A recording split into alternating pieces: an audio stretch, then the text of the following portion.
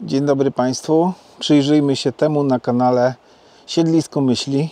Dzisiaj testujemy następne urządzenie, właściwie narzędzie, które przyszło do mnie jakiś czas temu, a będzie to ostrze do urządzenia oscylacyjnego, tak zwanego multitoola. Zestaw, który Wam dzisiaj pokażę, został mi wyliczony. Wiecie, jak to jest z tymi wyliczeniami, one są tam po ich niemu robione, ale ten zestaw wyliczyli mi za 9 groszy. 9 groszy, niecałe 10 groszy. Mam to na rachunku, tutaj Wam zaraz pokażę. I sobie zobaczcie, jak ten zestaw wygląda. Mamy tutaj 10 takich blistrów. W każdym znajduje się element tnący, zaraz Wam to pokażę. A tutaj dla porównania ostrze Milwaukee. Takie ostrze kosztuje około 50 zł. Te wszystkie, które tu mamy, kosztują 9 groszy. Bierzemy się za odpakowanie pierwszego ostrza. Tu mamy przykład dwóch ostrzy, które rozpakowałem. Producent deklaruje, że te ostrza tutaj na końcach mają jakąś powłokę tytanową, więc powinny być odporniejsze. Poza tym one są do drewna i metalu. Za to te tu są deklarowane tylko do drewna i one są opisane jako HCS, co zapewne oznacza High Carbon Steel, czyli stal węglowa, wysokowęglowa, więc powinna być odporna na zużycie. Stałym zwyczajem przetestujemy sobie na moich klockach. Tutaj jest mój klocek, który był torturowany przez wiertło ślimakowe. Możecie to zobaczyć w innym odcinku. Link jest w komentarzu do wszystkich odcinków z serii Przyjrzyjmy się temu. Tu były te wiertła, a teraz sobie pobawimy się i nacinamy wgłębnie właśnie ten element drewniany. Mamy tutaj to ostrze z powłoką tytanową. Też zobaczymy sobie od razu, czy to jest tylko zabieg marketingowy, czy rzeczywiście po takim cięciu pozostanie ta powłoka nienaruszona, a moim zdaniem po cięciu drewna nie powinno się z nią nic zupełnie wydarzyć. Zaczynamy. Najpierw podetniemy sobie tutaj te wystające gałązki.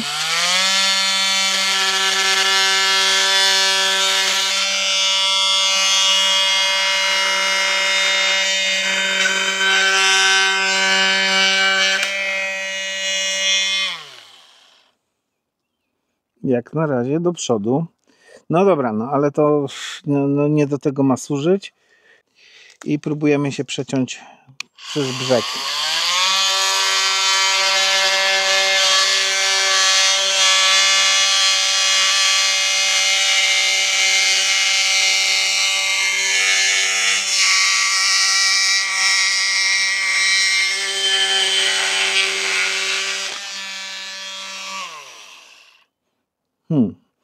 Zapach lekko spalonego drewna i teraz spróbujemy wciąć się z tej strony. Patrzymy, co się dzieje z powłoką. Powłoka istnieje, jeszcze się nic nie wygięło. Wcinamy się z tej strony.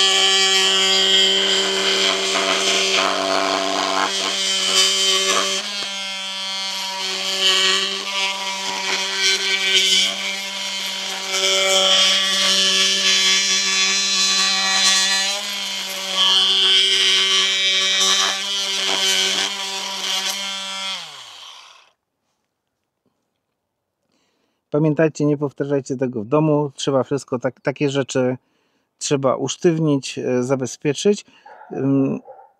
Powiem Wam, że jestem mile zaskoczony, bo tutaj jest kilka miejsc, które widocznie się zaczęły palić, ale cięcie tak naprawdę, gdyby usztywnić tutaj oba elementy, to mogłoby być bardzo precyzyjne. Spróbujemy jeszcze to wyrównać.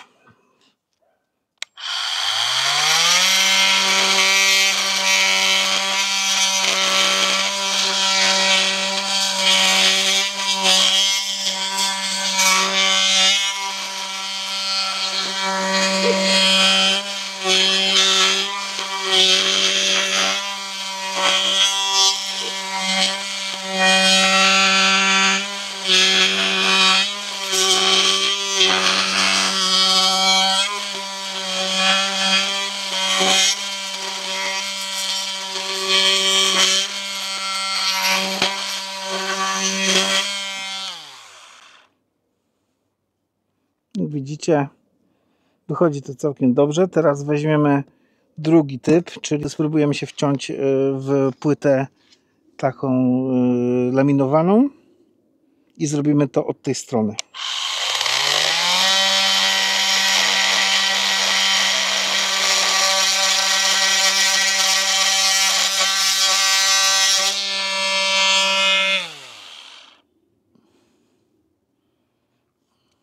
Jeszcze tu spróbujemy wciąć się tak pod kątem.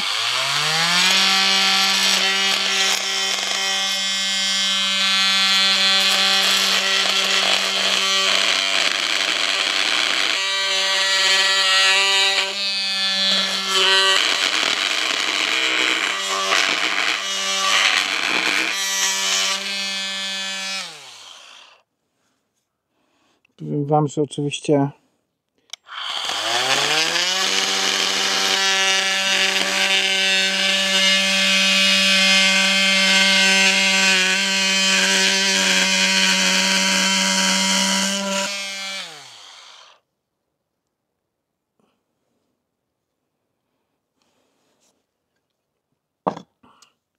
pokażę wam teraz, jak wygląda to ostrze. Zobaczcie, zaczęło schodzić. Co to zaczęło schodzić? Ta czarna farba zaczęła schodzić i pokazał się nam pod spodem również napis, czyli jakby kolor złoty. Nie wiem, czy to jest właśnie ta warstwa tytanowa. Zróbmy test i zrobimy to jeszcze z brzeszczotem, który nie ma tej powłoki, więc zmieniamy. Mam teraz założone to szerokie ostrze, ono ma tutaj oznaczenie właśnie HCS, czyli High Carbon Steel for Wood, czyli że dla drewna. Tam to oceniam ok. Tutaj mamy jakieś oznaczenia w milimetrach i w calach, więc tu mamy 10 do 40 mm. Zrobię takie przejście. Mi się wydaje, że to będzie ok się wcinało. Może teraz zrobimy inaczej. Teraz zrobimy wcięcie wgłębne, czyli spróbuję wejść tu głębiej wzdłuż włókien i sprawdzimy, jak to będzie się praktycznie, jak praktycznie to się będzie wcinało. Więc robimy, uwaga.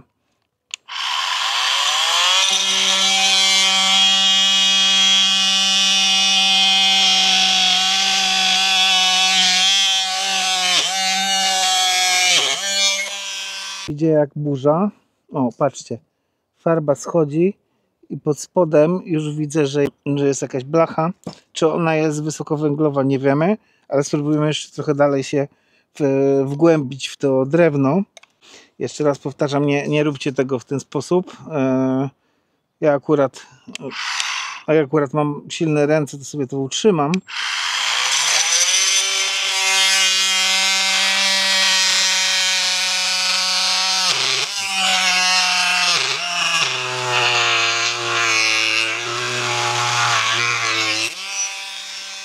Dobra, wibracje jakieś wpadło, więc coś tutaj się znalazło. To teraz spróbujemy to wciąć z tej strony i z tej i zrobimy takie wcięcie. Zobaczymy, czy to się...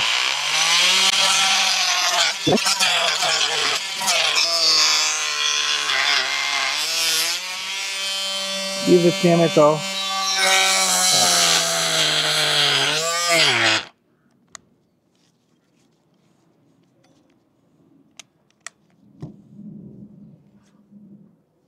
Ok, akumulator się zużył, idę po następny. No i robimy ostatnie cięcie i sprawdzamy, jak to będzie szło.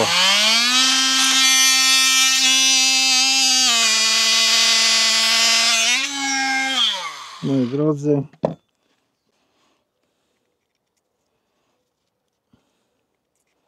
klin wycięty.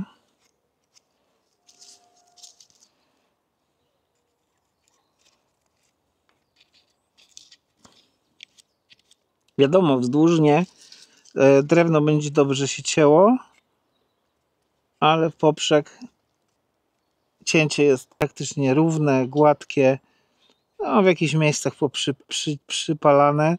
Jeszcze raz wam powtarzam, w żadnym wypadku tak w rękach nie róbcie. Moja ocena jest ekstremalnie pozytywna. To jest te ostrza.